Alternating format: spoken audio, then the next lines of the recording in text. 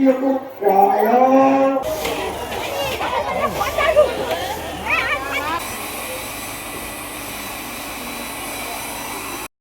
বন্ধুরা, সবাইকেই জানাই শুভ মহাষ্টমীর আন্তরিক প্রীতি, শুভেচ্ছা ও ভালোবাসা। আশা করি সবার কিন্তু পুজো দেওয়া, অঞ্জলি দেওয়া কমপ্লিট। আমাদের কিন্তু সকাল সকাল অঞ্জলি দেওয়ার কাজ কমপ্লিট হয়ে গেছে। আমার বাড়ির কাছে সবাই জানো রাধাবল্লভপুর, রত্নালী আর নারায়ণদারিতে দুটো জায়গাতে পুজো হয়ে থাকে। কিন্তু জানি না কেন এত মন চায় চারটে মন্দির থাকতে। আমি জানি না এখানে এত কেন ভিড় হয় আর মানুষ এত কেন পুজোর ডালি পড়ে, সবাই এত পুজো দিতে আসে। আর এখানে অঞ্জলি দেওয়ার জন্য মানুষ দেখো কত দুপুর পর্যন্ত অপেক্ষা করে থাকে।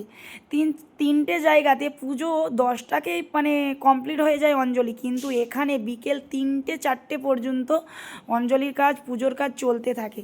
যাই হোক, আর কি বলবো তোমাদের সাথে, তোমরা নিজেরাই জানো যে এখানকার মানুষরা, তোমরা প্রত্যেকেই জানো, এটা আমার বলার কিছু নেই।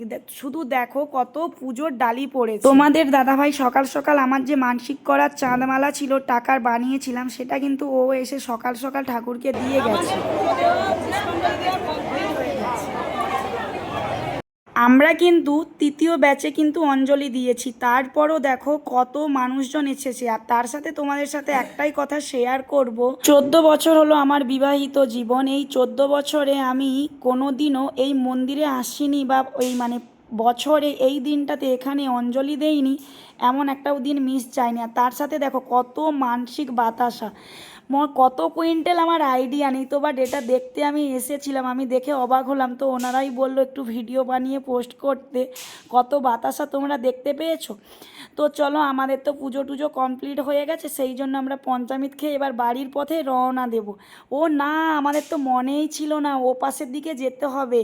সে ওখানে চলছে, আমার কাকু মানসিক করেছিল যে এখানে মানে পুষ্পাঞ্জলি যেই দিন হবে অষ্টমীতে, সবাইকে পরমান্ন বিতরণ করবে ঠাকুরকে, মানে যেটা পুজো দিয়ে।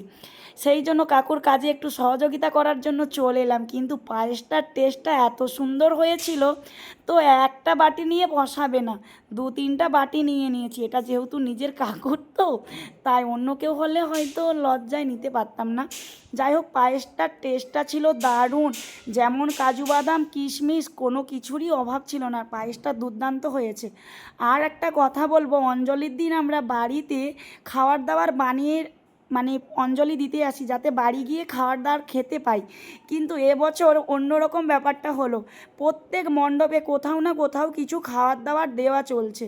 যেমন ওখানে আমাদের পুরনো মন্দিরে পায়েস বিতরণ হচ্ছে, আবার এপাশেও লুচি দেওয়া চলছে। আবার তারপরে আমরা চলে এসেছি রাধাবল্লভপুরে এখানে ঠাকুর দেখতে এসে দাদাভাইরা জোর করলো যে কচুরি আর আলুর দম খেয়ে যেতেই হবে, আর মুখের ওপর তো না বলা সম্ভব নয়। তো সেই জন্য খেয়েই নিলাম, আর বাড়িতে গিয়ে খাবার দাবার রান্নাবান্না করার কোনো দরকারই পড়বে না। তো চলো বন্ধুরা, ভিডিওটা এখানেই এন্ড করব। আমার যদি ভিডিওটা ভালো লেগে থাকে অবশ্যই লাইক কমেন্ট শেয়ার করতে ভুলো না। সবাই ভালো থেকো, দেখা হচ্ছে তোমাদের সাথে পরবর্তী নতুন ভিডিও।